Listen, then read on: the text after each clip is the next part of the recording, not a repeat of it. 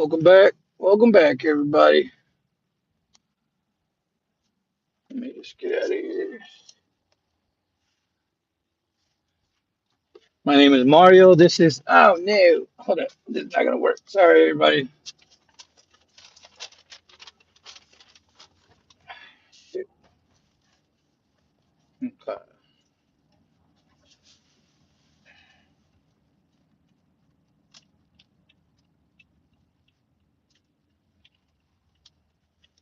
Welcome back, everybody. This is Mario with Rise Above. And today we're going to talk about the power of the breath.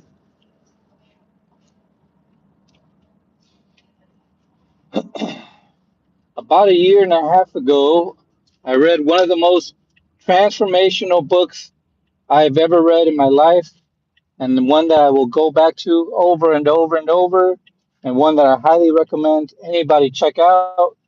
You can read it, listen to it, do whatever you got to do to digest the information in this book because I promise you there's going to be more than one thing in here that will apply to you and that'll give you tips and tools on how to transform your life using your breathing. One of the only books I have that don't revolve around personal development that I can say has transformed my life.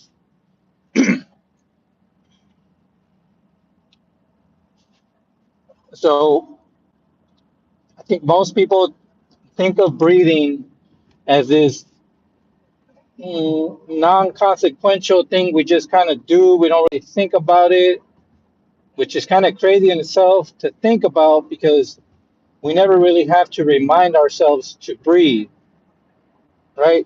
You're never having to constantly tell yourself, take another deep breath, unless obviously you're in a state of whatever, you're swimming, you're drowning. But for the most part, 99% of your life, you're never actually going to be aware of the fact that you're breathing throughout the day.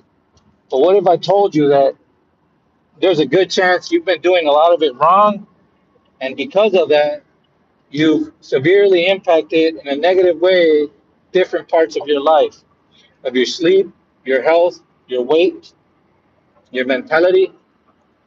All these things are attributed to how you breathe, and more importantly, if you're a mouth breather, which for me, I am, was something I'm going to work on more likely the rest of my life. And again, so many people don't even think about this. And I think that's why it was so life changing for me to read this book and to get the tools that I've gotten out of it, the stories in it. It's a pretty amazing book. It's called Breath by James Nestor. I'm gonna put a link on it on the description once I get home. So if you go back and watch this episode, you'll be able to just click on it. And again, I highly recommend you get it because there's not one person that I know that I haven't recommended to it that didn't come back to me and tell me thank you for putting me on this book. So just to kind of really quickly summarize what it's about a young man who's having health problems and he gets recommended to somebody who's I don't remember the correct terminology. Let's see, who is this? Tari, what's going on? He gets referred to somebody that's called a breathing coach, and through his breathing coach, he quickly realizes how important breathing, no breathing, and being conscious of your breathing, how much it can impact your life. And again, we'll just kind of dive into it. So majority of people are mouth breathers. I am a mouth breather. And what that means is specifically at night, when we go to sleep, I've always had snoring problems. I was very close to looking into getting one of those machines or hep, I forget what they're called, machines to help my breathing because my wife said she was constantly hearing me choke while I was snoring. I was reluctant to do it. And I'm kind of glad I was because I found this book, and since reading this book, I've been able to improve the quality of my sleep and severely and drastically reduce my snoring and the amount of mouth breathing I do at night. Now, I do that through mouth taping. I'm sure you've seen people talk about mouth taping and perhaps never really understood what it was about. I was in that same boat. I just looked at it as some sort of silly hack that people that really try to focus on becoming highly productive in every part of their life do.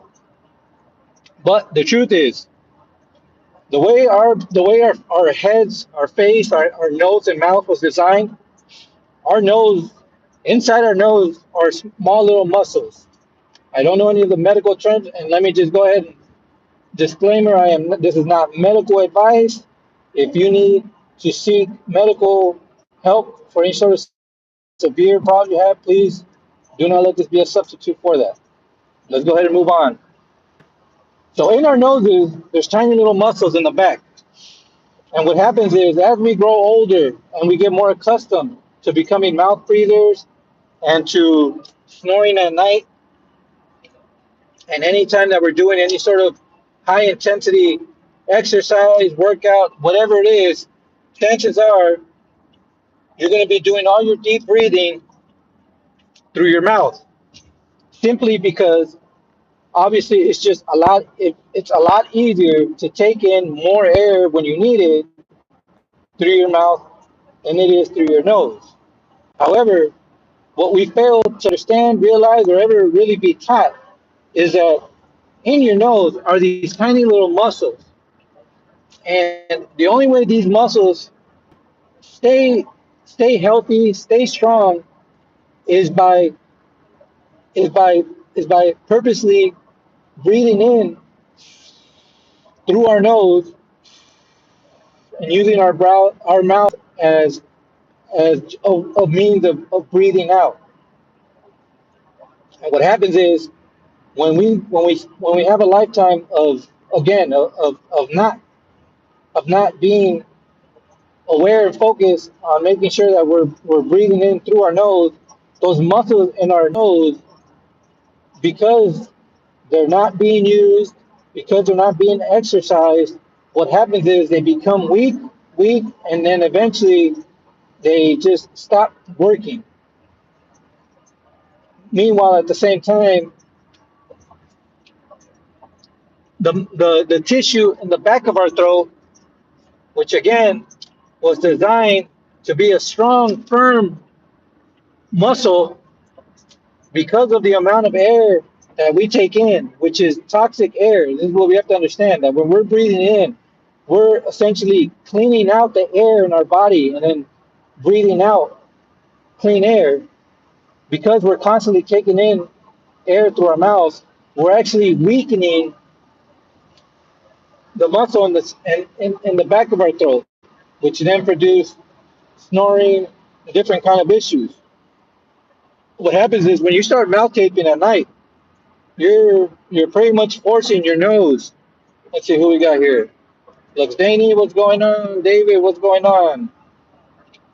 You're forcing your nose to now do what it was intended to do, which is to start getting these muscles behind your nasal cavity to start working, to start getting strong.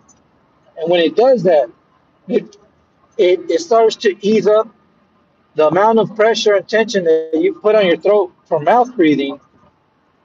And obviously, the easiest way to go about that is by mouth taping at night, and you can even mouth tape during the day. Again, this is for this is just general information. If consult a doctor if you have really bad uh, breathing issues.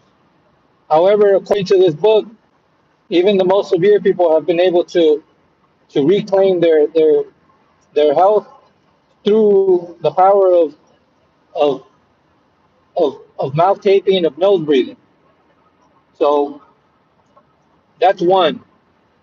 Mouth tape at night when you're going to sleep, and force your nose to become stronger, to force those muscles in the tissue to become stronger, and to begin alleviating the pressure you have on your throat that causes snoring. Secondly, he noticed something in his research, which was he looked up old books, old pictures of Native Americans in the 1800s, when pictures were just starting to become a real thing. And he noticed something crazy, which was he said all these Native Americans had perfect chiseled jaws and perfect teeth. And how was this? If there weren't any dentists around, whatever the case is, and he found out that when babies are born into the Native American culture, because they're aware of how important not being mouth breathers is, that as babies they actually pinch their nose and start getting them accustomed at a very young age. I'm sorry, pinch their mouth and get them accustomed to being nose breathers. And that way, as they grow up, their body's already accustomed to just only breathing in through the nose and out the mouth. So if you think that your jawline could be more chiseled, if you've dealt with puffy eyes, with dark circles in your eyes, all these things in this book explain how simply becoming nose breathers will eventually correct all this. So you got to remember there's a blueprint for our bodies for how we're supposed to breathe, how we're supposed to eat. All these things were designed so we can become the the top of the food chain when it comes to the species that walk on this earth. Next, he explains that becoming nose breathers and properly breathing in the carbon dioxide in the air, filtering it out in our lungs, and then breathing it out can actually help very greatly with weight loss because as mouth breathers we tend to carry more carbon dioxide in our body that we were intended to, causing some sort of inflammation. So that makes sense. You go ahead, you become a nose breather, you start eliminating a lot of this carbon dioxide in your body that you may have mistaken as fat. Now, I think the most, and this is the reason why I wanted to talk to you guys, which is the most, and there's a lot in this book to unpack. But truthfully, the thing for me that made the biggest change in my life was understanding that when we're dealing with anxiety, with depression, with a lot of intense moments in our life that we think are mental illnesses or lifelong debilities, they're just it's a very simple answer, which is the reason why we start to have these moments of panic, again, of anxiety, of stress, is because we start to slow down our breathing, the rate of which we breathe. Sometimes we just don't breathe at all. And what happens is our brain will then translate that as saying that essentially something is killing us, that we're dying, and that's why we're not breathing as much. This then gets mistaken as anxiety, as as stress, as all these things, which is why whenever someone's going through an episode of any of these things, they're told to breathe. So you just breathe deep. But we don't really understand why we're breathing deep. See, I think most people think breathing deep is just a mechanism to just take the time to calm down. When in actuality, what you're doing is you're telling your brain, hey, no, you know what? we're alive, we're okay, everything's all right.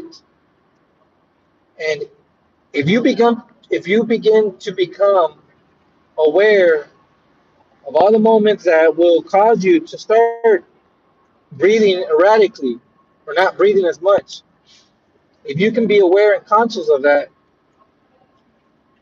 you can start to really regulate your mood regardless of the outside circumstances, regardless that you're in a situation that any other time would have produced a high amount of anxiety, of all these things that in the past would have debilitated you, that would have made you feel weaker, out of not in control of the situation.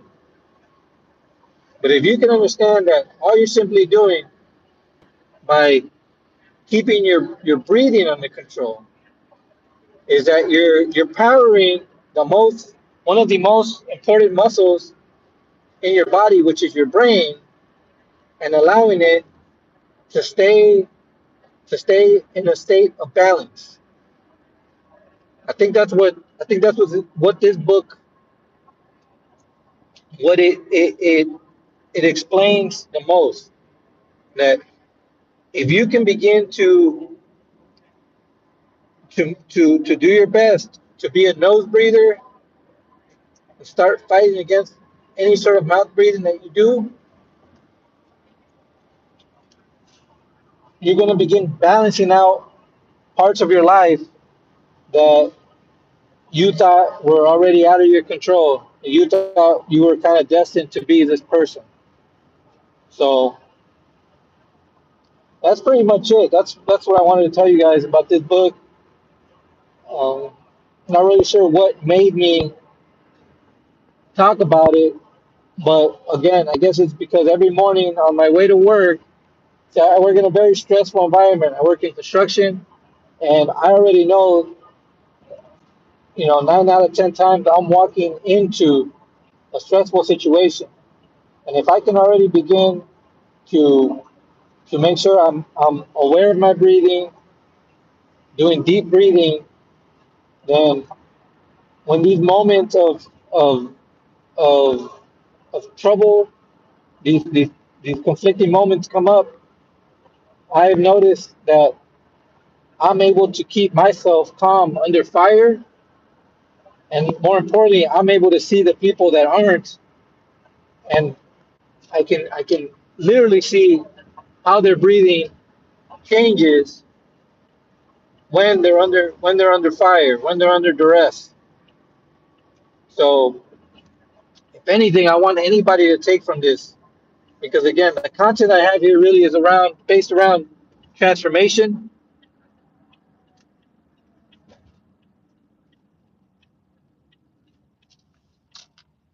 which is if you can understand and respect how much power your breathing has, then you'll be able to control your emotions. If you can control your emotions, then you can control your thoughts. If you can control your thoughts, then you can control your reality. And once that happens, you begin manifesting, truly manifesting a life that you've been wanting to have. So, not much more for me to tell you guys on this. Like I said, if you guys are interested in reading this book, which again, I mean, there's not too many books that I'm gonna say go and read it, because truthfully, a lot of the books I read, a lot of people might not be into.